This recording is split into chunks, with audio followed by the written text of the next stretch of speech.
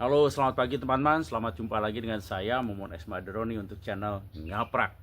Teman-teman, sebentar lagi mungkin di antara teman-teman ada yang akan melakukan perjalanan mudik Lebaran, ya, pulang kampung.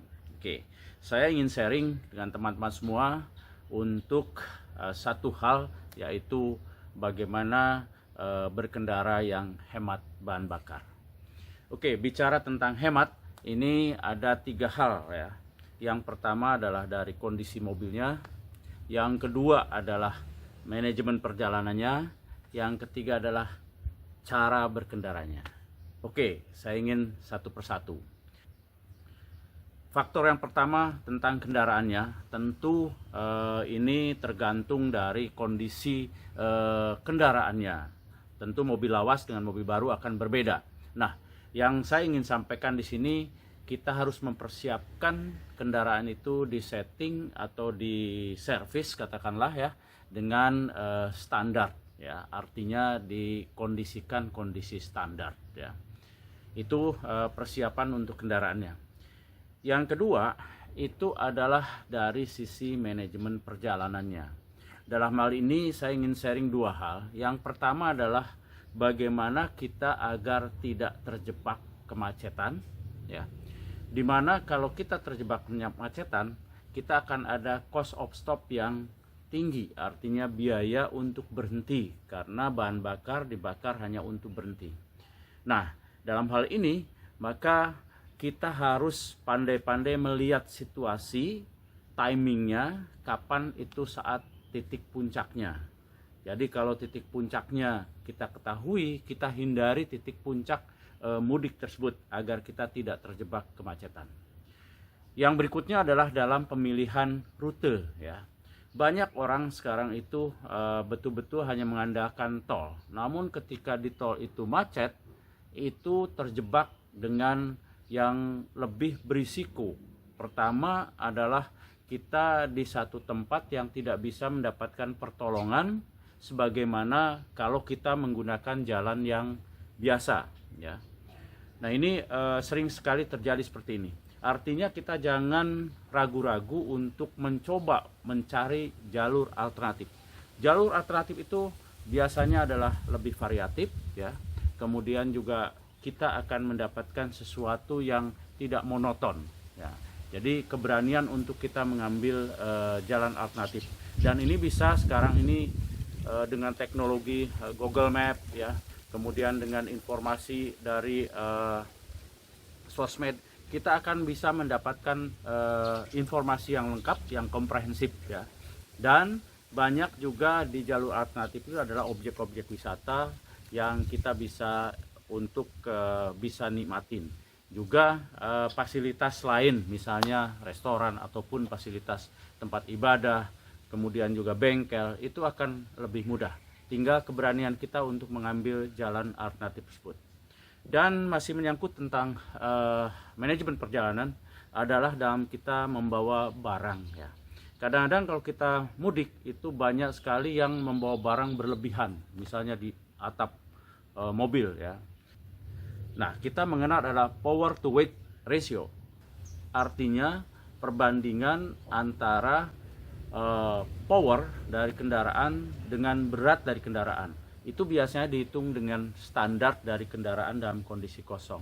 Nah, kalau kita kendaraannya dalam kondisi berlebihan muatannya, tentu perbandingan antara tenaga dengan berat kendaraan ini itu akan kecil. Artinya kita tenaga yang ada untuk membawa beban yang besar sehingga kita main di RPM tinggi dan disitulah terjadi boros. Jadi bawalah barang-barang kita dengan yang betul-betul tidak berlebihan. Dan satu hal lagi, kalau kita berlebihan diletakkan di atas, maka ada perubahan center of gravity atau titik berat mobil menjadi lebih ke atas dan ini tidak stabil. Dan ini menyangkut tentang keselamatan. Oke, itu 2 hal ya. Jadi kendaraannya kita harus betul-betul setting yang siap, yang standar, tidak setting yang boros. Kemudian kedua adalah dari manajemen perjalanan, yaitu dalam memilih timing kapan waktunya tidak macet, menghindari waktu di mana kemungkinan akan macet, kemudian kita juga menentukan jalan-jalan alternatif yang akan lancar. Mungkin kita agak melambung lebih jauh, tapi kita akan lebih lancar sehingga bahan bakar juga tidak terlalu banyak dibandingkan dengan ada cost of stop. Nah, sekarang yang penting ini adalah perilaku berkendaranya. Banyak orang berkendara dengan mobil yang sama, dengan rute yang sama, tapi berbeda dengan orang lain yang kondisinya semuanya sama. Ini ada tergantung dari perilaku berkendaranya, ya. Nah, untuk perilaku berkendara ini, yang pertama adalah jangan berkendara dengan agresif, ya. Stop and go, ngejar berhenti lagi, ngejar berhenti lagi, stop and go, sehingga agresif.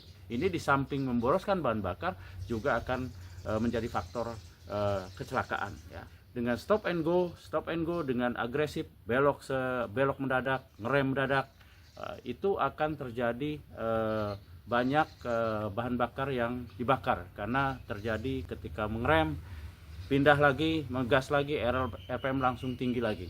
Jadi hindari berkendara dengan cara yang agresif. Dan untuk menghindari berkendara yang agresif, salah satunya agar kita tidak melakukan gerakan-gerakan mendadak adalah jaga jarak. Dan untuk jaga jarak adalah kita harus melihat jauh, baik ke depan ataupun mengontrol ke sekelilingnya. Nah, itu dari sisi perilaku ketika berkendaranya. Nah, yang lebih penting lagi, perilaku ini juga berhubungan dengan memahami dari RPM maksimum di torsi yang maksimum. Setiap mobil berbeda-beda, ya. Jadi setiap mobil berbeda-beda. Seperti yang saya ini, ya. Ini kebetulan mobil lama, ya, di mana didapatkan RPM-nya itu adalah di 2500 maksimumnya. Jadi ketika saya berkendara, baik ketika gigi 1, gigi 2, gigi 3, gigi 4, gigi 5, ya, itu saya pertahankan di 2500. Jadi tidak sampai lebih. Kenapa? Karena dengan RPM yang tinggi itu akan memboroskan. Sementara torsinya itu tidak sedang maksimum. Jadi 2500 ini saya lihat dari spek ini adalah ketika torsinya maksimum.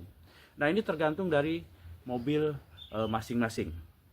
Misalnya untuk mobil R3, ya, Suzuki R3, itu didapatkan torsi maksimumnya adalah di 4400, ya. Artinya kita pertahankan di RPM itu ketika kita pindahkan gear, ya, atau persneling. Kemudian juga ketika kita berjalan biasa, artinya jalan normal, itu dipertahankan di RPM itu. Nah, contoh lain misalnya Avanza. Avanza itu yang 1300 cc itu di 4200 RPM-nya. Jadi kita pertahankan di RPM tersebut. Dan sekali lagi setiap mobil ini berbeda-beda. Nah, untuk mengetahuinya kita tinggal lihat saja dari spek yang ada. Sekarang mudah, tinggal dilihat di Google mobil apa, mobil kita. Lihat di situ kapan didapatkan torsi maksimum, RPM-nya berapa. Seperti saya akan tunjukkan contoh di mobil saya, di mana yang saya maksud dengan RPM maksimum di mobil ini. Nah, ini kita lihat ya, RPM-nya itu oke, saya gas. Terus 2000, nah, terus 2500, ya. Dan itu angkanya adalah di antara 2 dan 3. Ini 2 ini berarti 2000, 3 ini berarti 3000. Nah, ini saya lihat speknya mobil ini di 2500. Jadi saya ketika saya menggunakan kendaraan ini, baik itu ada gigi 1, gigi 2, gigi 3, ataupun dalam keadaan kita berkendara dengan jalan yang lurus, ya, itu saya pertahankan di 2500. Nah, ini kecepatan maksimumnya berapa? Tergantung dari masing-masing kendaraan. Jadi pahami ini, ya, kita pertahankan di sini. Ini bagaimana kita mengendarai kendaraan ini agar hemat bahan bakar, yaitu dengan mempertahankan RPM maksimum di torsi yang maksimum. Nah, teman-teman, jadi itulah sharing saya mengenai berkendara yang hemat bahan bakar. Saya ulang lagi, yang pertama adalah dari kendaraannya, setting atau servis kendaraan kita sebelum kita berangkat dengan setting yang normal. Kemudian yang kedua adalah kita tentukan jalan yang memungkinkan untuk kita tidak terjebak macet. maka beranikanlah diri kita untuk mengambil jalan-jalan alternatif, dan kita berangkatnya itu melihat kapan saat-saat peaknya atau titik tertinggi di mana banyak sekali pemudik yang pulang. Nah, oleh karena itu kita pilih yang di luar waktu tersebut.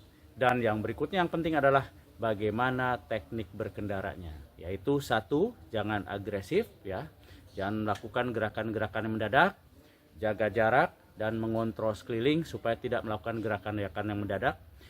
Dan yang penting lagi adalah bagaimana kita mengetahui RPM maksimum di torsi maksimum kendaraan kita. Dan ini berbeda untuk setiap kendaraan. Tadi saya sudah berikan contohnya. Oke teman-teman, itulah sharing dari saya untuk perjalanan mudik dengan berusaha menghemat bahan bakar.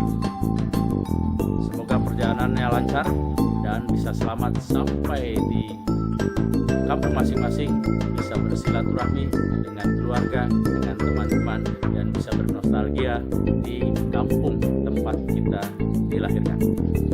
Sampai jumpa lagi, masih dengan Momon Espadron di sini. Bye bye.